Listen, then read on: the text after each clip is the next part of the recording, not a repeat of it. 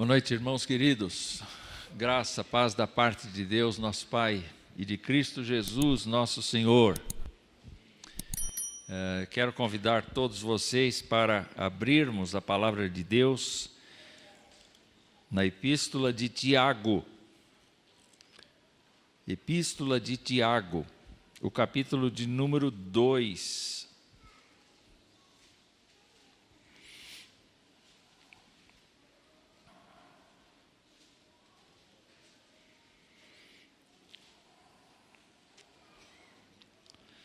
Capítulo 2, versículos 14, 24 e 26. Tiago, capítulo 2, versos 14, 24 e 26. E assim diz a santa palavra de Deus. Meus irmãos, qual é o proveito se alguém disser que tem fé, mas não tiver obras? Pode acaso semelhante fé salvá-lo? No 24, verificais que uma pessoa é justificada por obras e não por fé somente.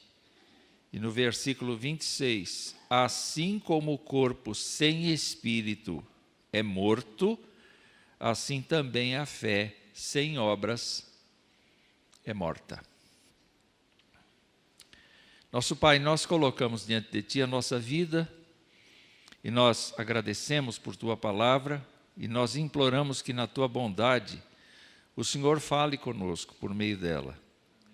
Que sejamos instruídos, ó Deus, a respeito desta verdade bíblica que está exposta pelo irmão do Senhor, Tiago, e nós imploramos que o Senhor nos ajude a não vivermos debaixo de uma fé morta. Nós suplicamos a Tua graça, as Tuas forças sobre o pregador e sobre a igreja, em nome de Jesus. Amém. Nós temos refletido numa série de mensagens a respeito da fé, não é verdade? Nosso pastor tem conduzido a igreja em reflexões muito profundas acerca da fé dos antigos e como ela se manifesta no cotidiano das nossas vidas, como tirar lições daquelas pessoas que viveram na grandeza da fé. E então eu continuei falando de fé. Eu quero falar de fé hoje. Quero pensar com os irmãos a respeito da fé. E eu quero levá-los a lembrar do hino 270. O nosso hino 270 é um hino que tem no seu conteúdo a seguinte descrição. É Jesus falando, o poeta colocou Jesus falando, e ele disse: morri na cruz por ti, foi para te livrar. Meu sangue ali verti e posso te salvar. Vivi assim por ti, sofrendo intensa dor, e tudo fiz aqui por ser teu Salvador. Sofri na cruz por ti, a fim de te salvar. A vida consegui e agora te vou dar. Eu trouxe a salvação dos altos céus favor. É livre o meu perdão, é grande o meu amor. Até aí nenhum problema. O problema está no refrão. Porque o refrão diz assim: morri na cruz por ti. E aí vem uma pergunta: que fazes tu por mim? Que fazes tu por mim? É uma expressão muito desafiadora para todos nós, porque nós começamos a contabilizar aqui o que de fato nós temos feito para Deus. Esta pergunta é muito contundente. É muito contundente. E Tiago é uma pessoa que vem de uma concepção mais voltada para a lei do Senhor. É alguém que foi muito enraizado na vida comum do povo de Deus desde o princípio. ele pode ser visto aqui como o irmão do Senhor, que olhou para o Senhor a vida inteira dele. Quando ele nasceu, Jesus já era menino. E Tiago olhou o comportamento do seu irmão, até que o seu irmão, batizado no Rio Jordão, se distanciou da família, exatamente para exercer a sua missão de filho de Deus e rei dos reis, mas, sobretudo, o Nazareno. Uma pessoa diferente agora. Uma pessoa cheia de poder, cheia de graça e cheia de propósitos no sentido de obedecer à vontade do Pai, da vontade de Deus. E Tiago passou um tempo incrédulo a respeito disto. João, no capítulo 7, vai descrever a família de Jesus como uma família que achava que Jesus estava meio excêntrico, meio fora de eixo, meio fora de equilíbrio, porque ele não descansava, ele viajava, ele curava pessoas, ele exorcizava demônios, ele tinha uma atividade tão intensa, e Marcos registra que o grupo dos discípulos com Jesus não tinham nem chance de comer direito, porque as pessoas afluíam para a casa onde eles estavam, procurando uma graça, procurando uma bênção, e os seus irmãos e a sua mãe olhando tudo isso e estranhando tudo isso, porque era um novo ambiente, era uma nova situação. E a Bíblia nos mostra que em João 7, eles propunham que Jesus Cristo ficasse mais conhecido. E João declara, os seus irmãos não criam nele. Em certa ocasião ele estava ensinando numa casa e a sua família foi atrás dele e queria falar com ele do lado de fora da casa, e Jesus recusou, porque os seus parentes próximos estavam achando que Jesus estava demente, estava fora de si, estava sem razão. Mas em algum momento a vida de Tiago foi transformada e ele, como um bom judeu, acabou sendo líder da igreja de Jerusalém. Como um bom judeu, ele acatou o evangelho e, ao mesmo tempo, trouxe todo o código moral, todo o código ético da religião que ele aprendeu, porque era a religião do Antigo Testamento, e por conta disso, então, este homem se tornou um homem de Deus que tratou do evangelho de uma forma diferente da forma de Paulo, diferente da forma de Pedro, mas em conjunção com o evangelho, porque ele, naturalmente, ao escrever, foi inspirado pelo Espírito Santo de Deus. Só que ele faz essa declaração: a fé sem obras é morta. Naturalmente, morta quer dizer, ela não funciona, ela é ineficaz, ela não atua, ela não responde. E Tiago, então, usa da pessoa de Abraão para provar que Abraão não tinha uma fé morta. Abraão não tinha uma fé ineficaz. Ele tinha uma fé operante, uma fé de operosidade, uma fé de atuação. Os teólogos, de certa maneira, acham que Tiago e Paulo falam coisas que são antagônicas. Porque o apóstolo Paulo, lá em Romanos, no capítulo 4, citando Abraão, diz que Abraão foi justificado pela fé e não pelas obras. E a carta aos Romanos é basicamente uma defesa da justificação pela fé, da justificação, quer dizer, Deus aceita uma pessoa, mediante a sua graça, apenas pela fé. A pessoa não tem que fazer nada para crer em Cristo. Ela tem para aceitar a Cristo, ela tem que crer. Ela tem que confessar mediante a fé a Jesus Cristo. Mas aparentemente o Tiago diz assim: a fé sem obras é morta. E os teólogos dizem assim: está vendo? Tiago acrescenta as obras, as nossas obras, como evidência da nossa fé, como necessária a nossa fé. A Igreja Católica Apostólica Romana foi por esse viés. Se a pessoa não apresentar obras, e nesse caso, quais são as obras? As obras são as penitências exigidas pela Igreja. As obras são as caridades que a Igreja tem que fazer para se salvar. Ao olhar para esta situação,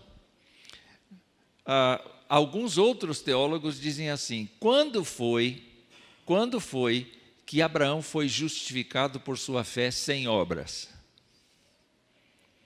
Quando Deus o chamou para fora da sua tenda, ele ainda não tinha filhos, nada.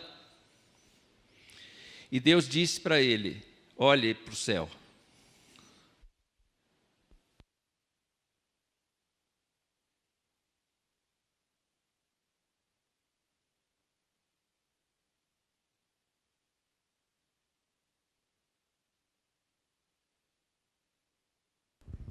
Veja o que você tem para o céu, no céu. Conte as estrelas se você for capaz. Está difícil, não é? Então, eu quero dizer que a sua descendência vai ser como as estrelas do céu. Ele era velho, a sua mulher era idosa, vamos tratar com mais respeito as mulheres, não é? Ele era idoso, ela era idosa. Como vai sair filho daí? Mas naquele instante, ele creu em Deus. E ao crer em Deus, ele entrou para esta relação de envolvimento, de comunhão com Deus. Esta é a citação que Paulo faz para defender que Abraão não fez obra nenhuma quando Deus disse: você vai ter um filho. E ele creu. Mas quando Tiago usa Abraão, ele não usa o Abraão do capítulo 15, ele usa o Abraão do capítulo 22. Isaac já era grandinho. E ele disse assim: me dá o teu filho em sacrifício. E Abraão, sem pestanejar, talvez com muita dor no coração, com muita esperança, tomou o filho e o levou para ser sacrificado. Abraão já era crente e Deus estava testando como a sua fé andava, e ele queria que a fé de Abraão, não a fé que o salvou, mas a fé que ele continuou a ter depois de salvo, fosse demonstrada por meio da sua obra. E Abraão foi e sacrificou o seu filho? Não, ele chegou até o limite máximo. E Deus disse: para aí, eu vou providenciar um cordeiro para sacrificá-lo no lugar de Isaac. Abraão creu e isso foi imputado por justiça. Então, quando esses teólogos estudam, a primeira vez que o Antigo Testamento cita que Abraão creu, foi uma coisa que ainda haveria de acontecer. E a segunda vez que Abraão creu, e isso foi imputado por justiça, está dito na Bíblia que foi para ver se Abraão realmente estava andando com Deus já. Uma coisa é uma coisa, outra coisa é outra coisa. Então, não há conflito entre Paulo e Tiago. Enquanto Paulo proclama a fé para uma pessoa ser salva, Tiago proclama a fé de um salvo demonstrada na vida. E ele está dizendo que uma pessoa que alega ter fé em Jesus Cristo, nosso Senhor, mas não sofre alterações na sua vida, é uma pessoa que tem uma fé nominal, uma fé cognitiva, uma fé meramente intelectual, uma fé que não teve uma experiência de conversão. Eu quero ser muito ousado nessa hora para pensar, meus irmãos, na parábola que Jesus contou do semeador. E eu tenho medo de um tipo de terreno que tem ali na parábola do semeador, que é aquele terreno que tem espinheiros. Você lembra dos espinheiros? O lavrador jogou as sementes e elas caíram tanto no caminho, quanto num lugar que tinha muita pedra, pouca terra e muita pedra, mas também num lugar que tinha espinheiros, ervas daninhas ali, e no terreno que ele tinha lavrado, que ele tinha passado o arado. Ele jogou, e a semente caiu em todos os espaços. Mas teve algumas sementes que caíram no meio dos espinheiros. Os espinheiros cresceram e as plantas também cresceram. Só que o lavrador ia procurar frutos ali e ele não achava nenhum, porque os espinheiros esmagaram, espetaram, prejudicaram a produção de frutos daquelas sementes de trigo que tinham caído ali. E Jesus explicou: uma pessoa que é dividida, uma pessoa que diz que crê em Jesus, mas ao mesmo tempo quer viver no mundo, quer ser uma pessoa do mundo, é uma pessoa que tem ausência completa de fruto, não frutifica para a glória de Deus. Pode obter resultados financeiros, resultados culturais, educacionais, pode ser uma pessoa ilustre na sociedade, pode ser uma pessoa generosa, uma pessoa com caridade e tal, etc. Mas para Deus não existem frutos dignos dele. E isso me assusta, porque olhando para o povo cristão do Brasil, o povo crente, nós não sabemos dimensionar quantos crentes são nominais. Eu me lembro que quando eu era bem moço, isso já faz tempo, muito tempo, eu perguntava a religião da pessoa e ela dizia assim: eu sou de tal religião, mas eu não vou na igreja não, eu fui batizado lá na infância minha, mas eu não sigo assim como deveria não.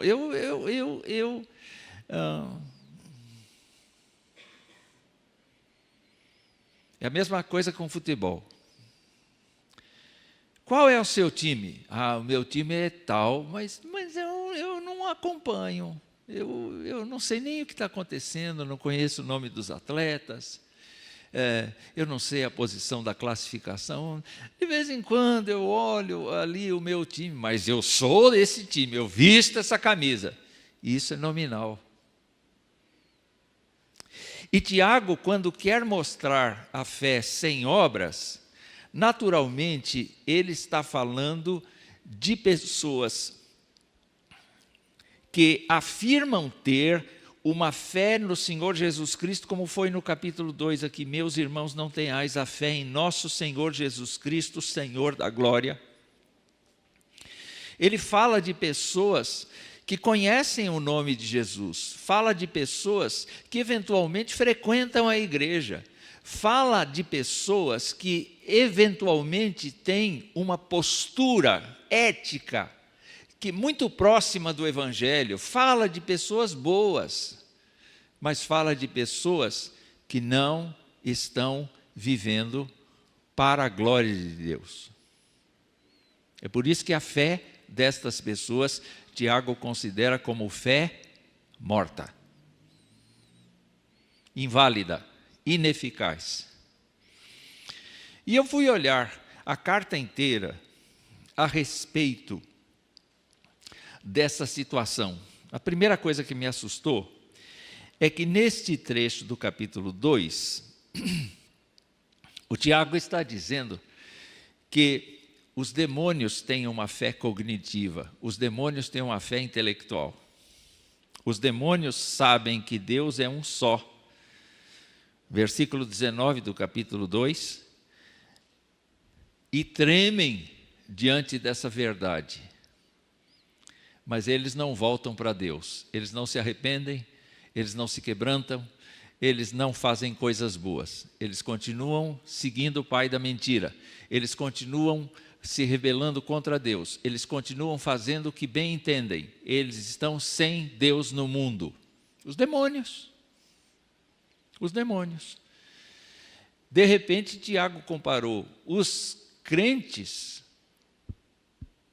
sem obras, os crentes nominais, a pessoas como o mundo tem. Como o mundo tem. E diante disso, a sua fé não é eficaz, não é operante, não é morta. Querem ver como é que ele então concebe uma vida de fé? Eu vou varrer agora, nos próximos minutos, eu vou varrer aqui a epístola de Tiago para ver como ele considera uma fé viva, uma fé operante. Vamos lá, vamos para o capítulo 1, ande com a sua Bíblia comigo. Os cristãos que têm uma fé viva são aqueles que se alegram quando passam por provações. Não ficam amuados, não ficam revoltados contra Deus, mas são pessoas que entendem que a provação da sua fé confirmada produz perseverança. É interessante a gente pensar nesta situação. Um crente que está sofrendo hoje pode reagir diante da provação com a segurança de que Deus está no controle e de que Deus está aperfeiçoando a vida dele, a vida dessa pessoa. Essa é uma fé viva. Tiago caminha para mais adiante e ele diz assim: se diante da vida você tem dificuldades para compreender determinadas situações e você necessita de sabedoria, você tem que usar a sua fé, a sua confiança, a sua dependência de Deus para receber sabedoria.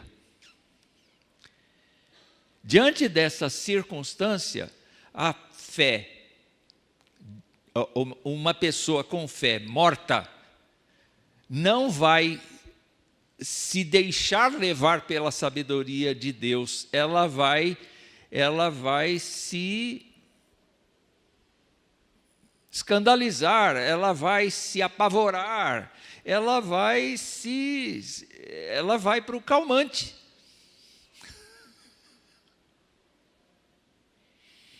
Ela vai buscar soluções que são humanas. Ela não está pensando, se ela tem fé no Senhor Jesus Cristo, ela não está pensando em invocá-lo para receber dele sabedoria e para viver dentro do plano dele. Um pouco mais adiante, ainda falando da questão de provação, lá no versículo 12, Tiago vai dizer: bem-aventurado, muito feliz o homem que suporta com perseverança a provação, porque depois de ter sido aprovado, receberá a coroa da vida, a qual o Senhor prometeu aos que o amam. O que é suportar com perseverança a provação, se não exercer paciência, se não exercer a busca da graça, uma vida de oração, uma vida de dependência, uma vida de acatamento, uma vida de serviço ao Senhor na igreja e em toda parte. É uma pessoa que está convivendo com o dilema mas ela sabe que o autor da vida está na coordenação de todas as situações. E por isso, ela, então, é uma pessoa que suporta com perseverança a provação. Essa é uma fé viva, é uma fé que funciona.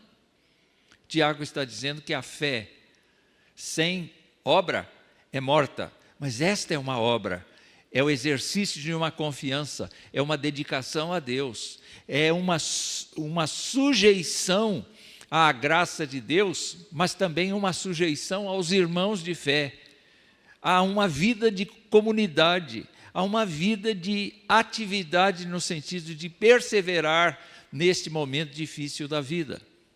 Quando olhamos para o versículo de número 18 do capítulo 1, Tiago está nos dizendo que, segundo o querer de Deus, Ele nos gerou pela palavra da verdade para que fôssemos como que primícias das suas criaturas. Em outras palavras, crentes foram gerados pela palavra da verdade, não foram geradas por obras. Não foram geradas por obras, foram gerados pela palavra da verdade, ele está afirmando aqui. Mas ele também está afirmando o fato de que, ao escolher você e a mim para ser filhos dele, nós temos o privilégio de ser primícias das suas criaturas. O que significa ser primícia das criaturas? Significa ter sabedoria, ter graça, ser uma pessoa positivamente abençoadora, ser uma pessoa ministradora do Evangelho para as outras pessoas. E isso é a obra. E isso é a obra. Então, o que mais que ele nos diz neste primeiro capítulo? Lá no versículo 21, ele diz que um crente que tem uma fé viva se despoja de toda impureza e acúmulo de maldade, acolhe com mansidão a palavra implantada nele, que é poderosa para salvar a alma. E ele diz, então, se tornem praticantes da palavra. O que é o praticante? O que é o praticante? Você é um crente praticante? O praticante é muito interessante. Diz que houve uma Bíblia, se não me engano, de Moody, que apanharam a Bíblia de Moody.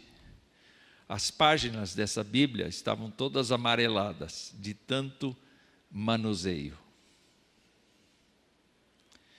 Mas não é só isso que tinha. Além do amarelo das páginas, delas estarem bem surradas, no lado, assim, na orelha, nesse espaço em branco que fica aqui na nossa Bíblia, tinha uma frase comum: dá certo. Dá certo. Dá certo. E as pessoas ficaram intrigadas. O que é isso, dá certo? É que Moody dizia assim, olha, eu pratiquei isso hoje e dá certo.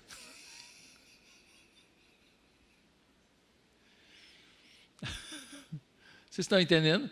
A fé, então, ela se mobiliza no sentido da gente olhar para a palavra de Deus e da gente se animar a seguir aquele conselho, a fazer aquilo que a palavra de Deus está orientando. Essa é uma fé viva. A fé morta é aquela, eu creio em Cristo, mas eu não preciso da Bíblia. Eu não preciso ler a Bíblia. Eu já sei e decoro o Salmo 23 e isso é suficiente. Não é assim, gente. Não é assim. A nossa fé precisa crescer. Nós precisamos não apenas adquirir conhecimento bíblico, mas nós precisamos desenvolver o nosso conhecimento teológico. Nós precisamos conhecer o corpo de doutrinas que nós professamos. Nós precisamos saber tratar com as pessoas, como a gente comunica o Evangelho, e nós precisamos viver o que a palavra de Deus nos diz para fazer. O Tiago, que também foi chamado de apóstolo um dia, diz assim, a respeito de uma fé viva, lá no capítulo 1, a religião pura, versículo 27.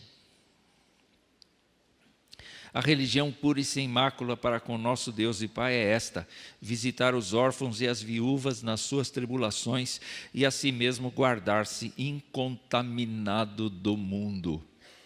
Ele não está falando de salvação aqui.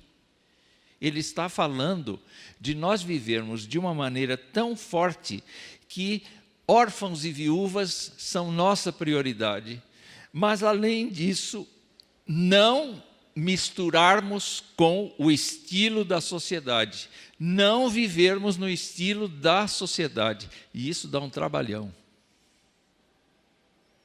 Não dá? Porque os nossos princípios e valores vão ser contestados pela humanidade. Os nossos amigos não vão querer o nosso senso de justiça, o nosso senso de amor, o nosso senso de responsabilidade. Eles não vão querer este senso que é trazido da parte de Deus para nós. Eles vão querer o status quo. E nós não vamos nos conformar com este mundo, mas apresentar os nossos corpos em sacrifício vivo, santo e agradável a Deus. O texto de hoje, da confissão de pecados, qual foi a temática? Fugir da impureza. Eu tenho que fazer uma porção de restrições à minha TV, aos meus streamings. Eu tenho que fazer restrições a uma porção de coisas que meus filhos assistem. A minha fé tem que ser uma fé coerente com aquilo que o Evangelho determina. Eu não posso ser uma pessoa nominalmente, eu creio em Jesus, mas parou por aí. Não pode ser assim. E Tiago está dizendo, se você é uma pessoa que diz, eu creio em Jesus, mas a sua vida não é diferente, sua fé é morta. Sua fé não tem efeito. Sua fé é ineficaz. Sua fé pode parecer que você seja uma pessoa assim, que cresça, mas os cuidados do mundo são tão grandes que você não dá fruto. Fico pensando nisso, queridos irmãos, e me assusto. Estou no capítulo 2. E no capítulo 2, eu queria anotar com vocês o primeiro versículo. E ele diz assim, meus irmãos, não tenhais a fé em nosso Senhor Jesus Cristo, Senhor da glória, em acepção de pessoas. Que dificuldade para a gente não fazer acepção de pessoa. Vocês já notaram, e eu falei disto muitas vezes aqui, nestes últimos 25 anos, vocês já notaram que a gente identifica uma pessoa pelo olhar? A gente simpatiza, antipatiza ou empatiza só pelo olhar? Eu olho para você e digo, ai, que pessoa simpática, fica mais fácil eu chegar perto. Mas se eu digo, que pessoa antipática, eu nunca mais vou te procurar. Qual foi o meu critério? O meu critério foi enxergar você.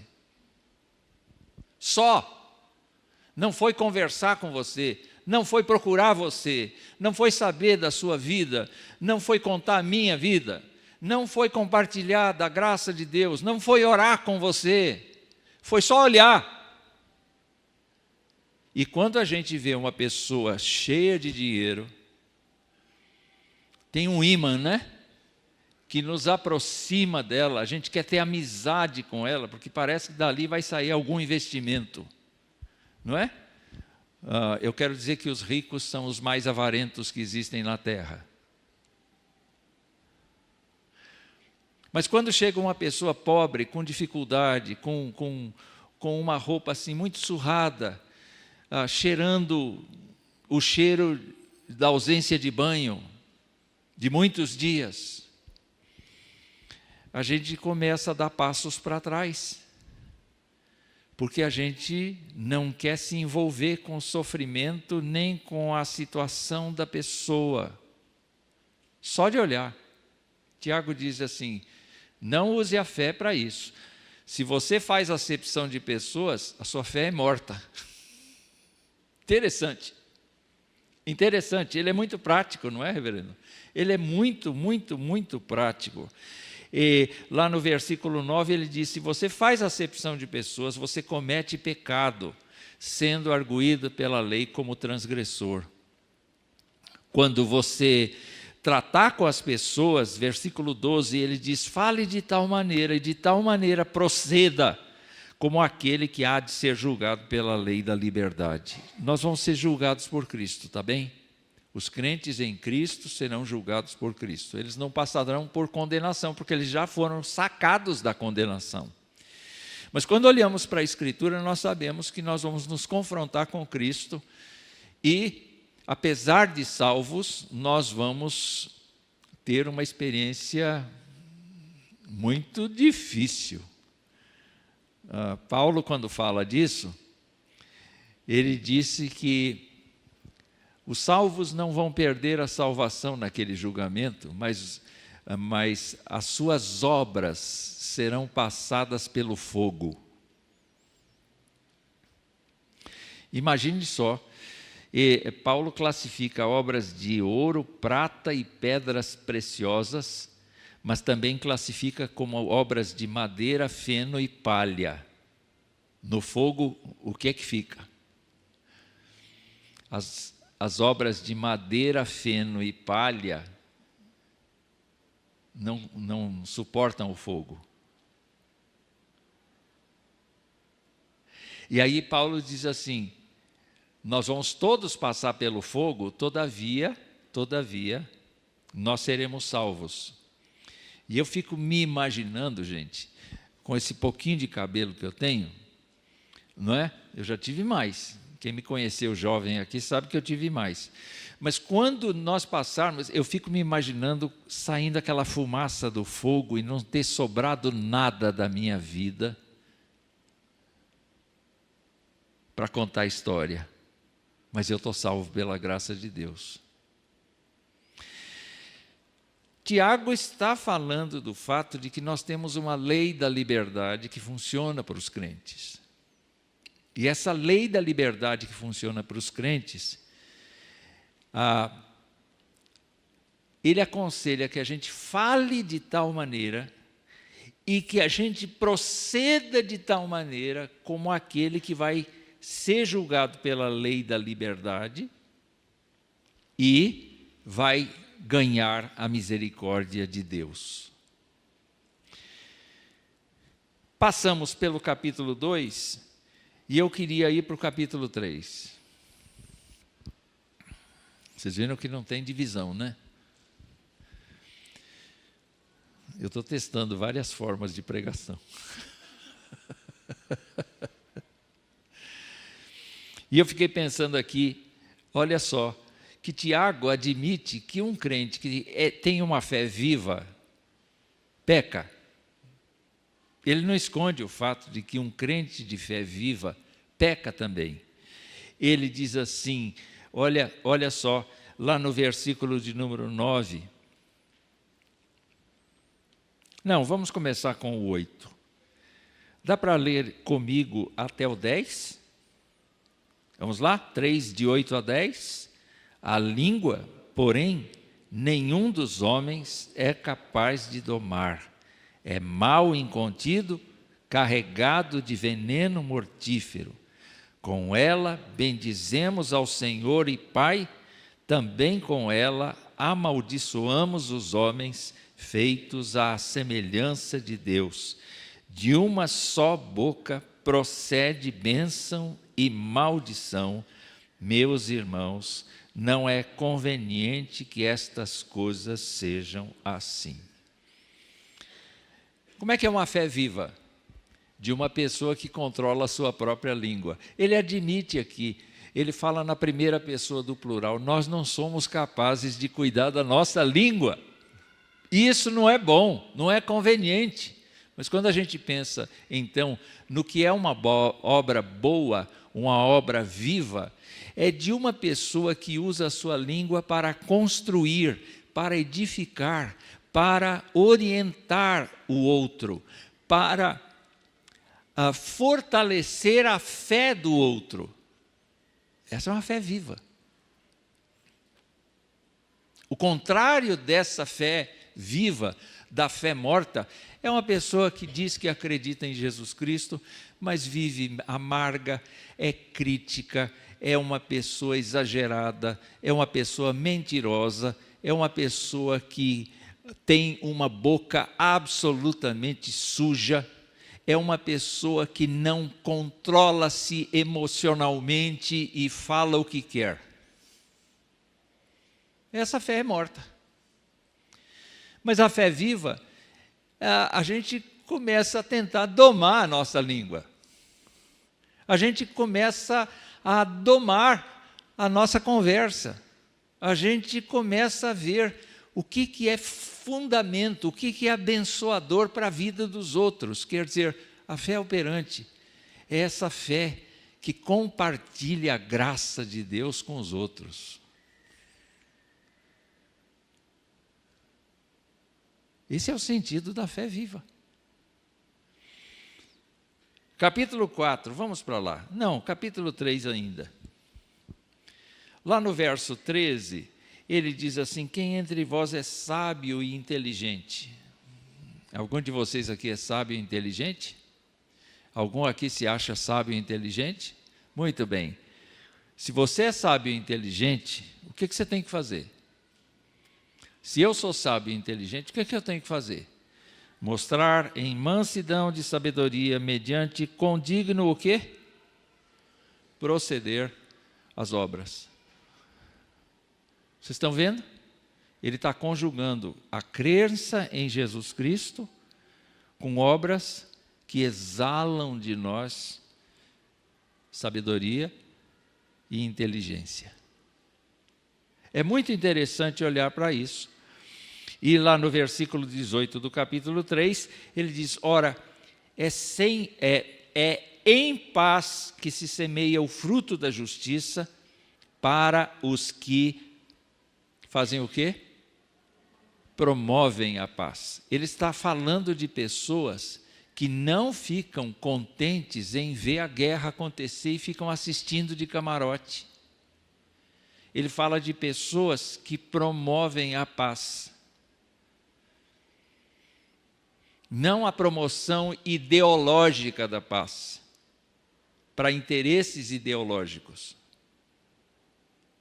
Mas a proposta de paz é de reconciliação com Deus. Vamos trazer as pessoas para Deus. Vamos eliminar a ira, vamos eliminar a contenda, vamos eliminar as dificuldades de relacionamento, trazendo estas pessoas para a paz. Eu digo que é uma obra boa quando a gente fica sabendo aqui na igreja que um casal está em conflito e a igreja se põe em oração e diz: Senhor, quebra o espírito desse casal, a fim de que eles se perdoem. Isso é obra. Isso é sair da casca. Isso não é ter um evangelho nominal, mas é um evangelho eficiente, um evangelho produtivo, um evangelho eficaz, uma fé eficaz, uma fé viva.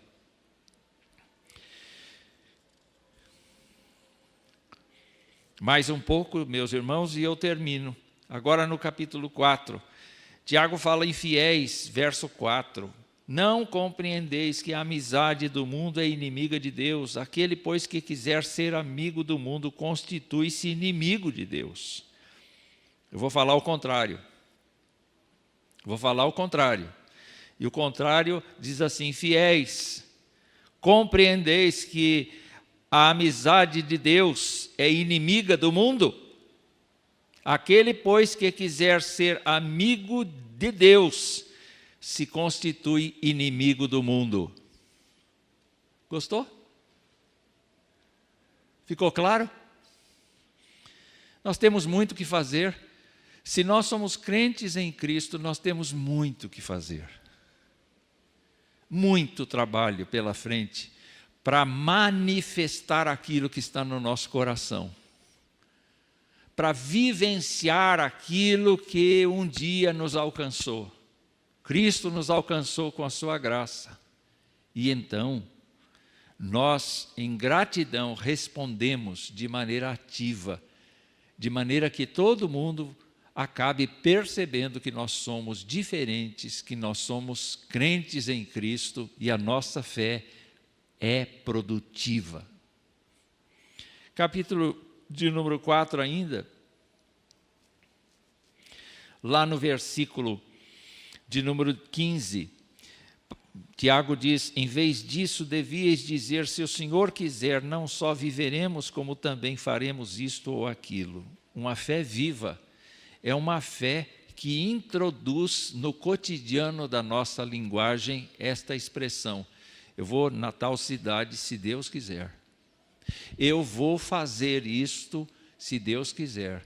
Eu vou trabalhar em tal lugar, se Deus quiser. Eu vou morar lá naquela vila, se Deus quiser. Eu vou casar-me, se Deus quiser. Por que tem que colocar tanto se Deus quiser?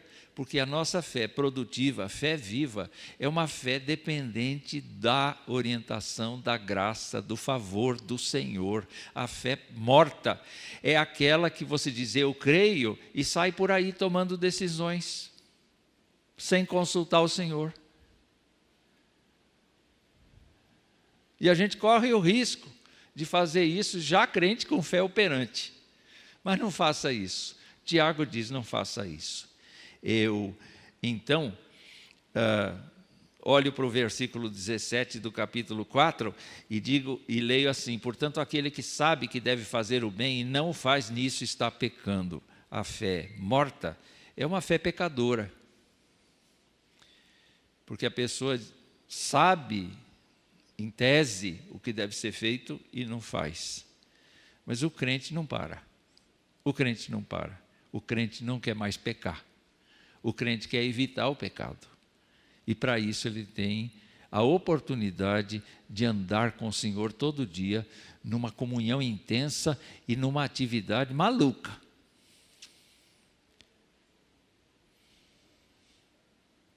Eu não sei como você ora de manhã, mas eu gostaria que você orasse da seguinte maneira: Senhor, este é o dia que o Senhor fez. Eu me regozijo e me alegro nele. O Senhor renovou a minha vida.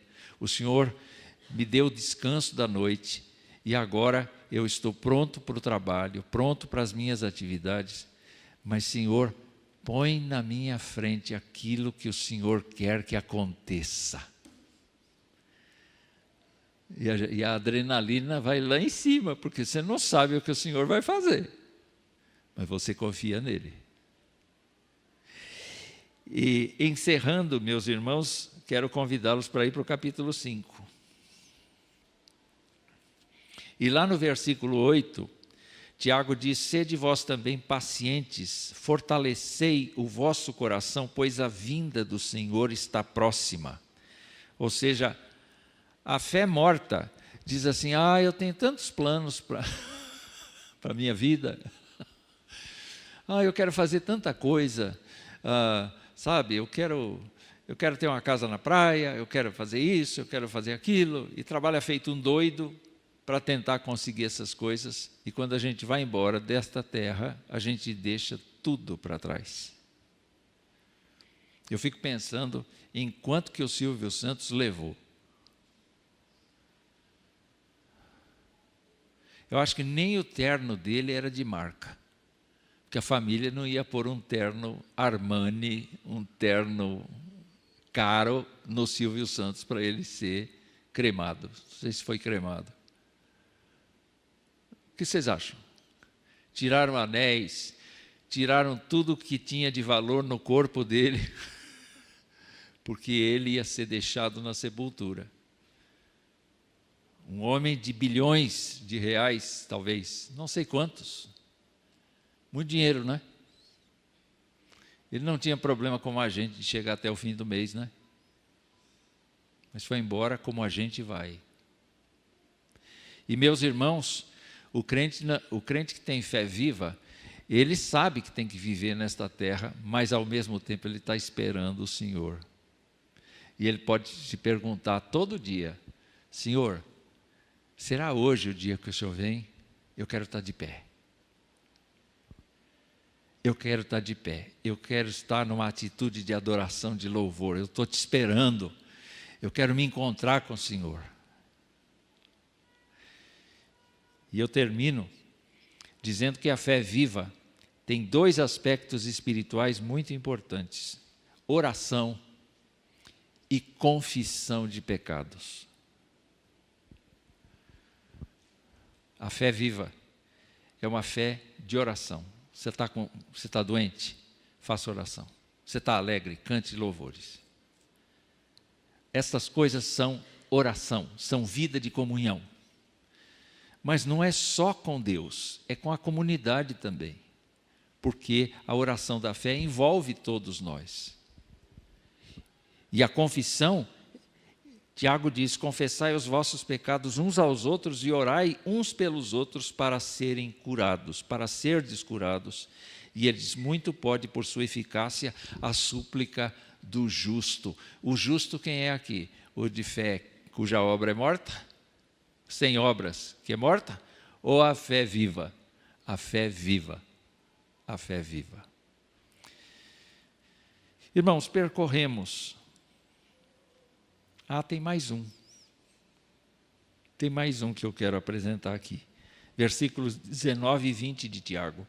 Ele diz: meus irmãos, se algum entre vós se desviar da verdade e alguém o converter, sabei que aquele que converte o pecador do seu caminho errado, salvará da morte a alma dele e cobrirá a multidão de pecados. A fé viva se importa com o estado espiritual do outro.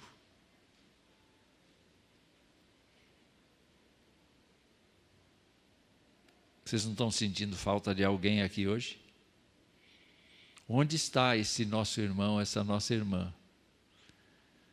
Está onde? Fazendo o quê? E se estiver fora da graça? E se estiver necessitado, o que eu vou fazer? Eu vou dizer simplesmente: olha, eu creio em Jesus Cristo, mas não tenho nada com isso. Cada um na sua. Essa fé é morta. Mas se eu disser: gente do céu, estou sentindo falta de fulano aqui. Senhor, toma conta. Senhor, cerca. Senhor, fortalece. Senhor, perdoa. E telefona. Senti falta de você na igreja hoje.